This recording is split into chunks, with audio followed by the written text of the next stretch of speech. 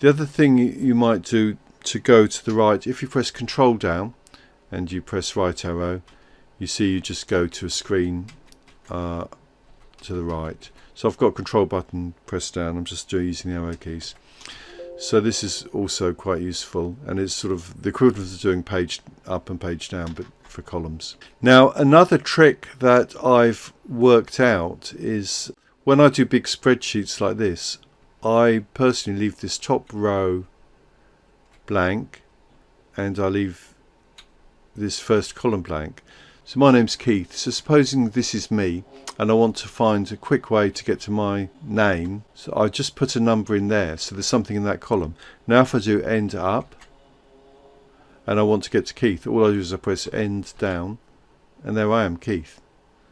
So, or end down, row 1,048,576, then end up and I'm in Keith again.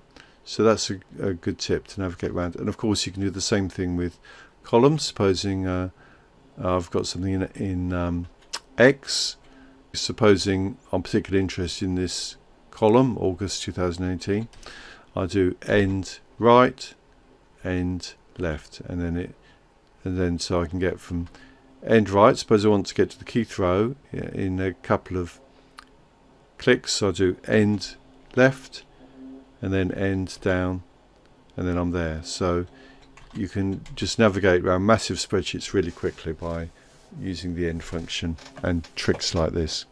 Now of course with the mouse you can also navigate around quickly, so if you want to navigate down, you see on the right here is the scroll bar. You can just move it down really quickly to the bottom. It just goes to the bottom where there's some data,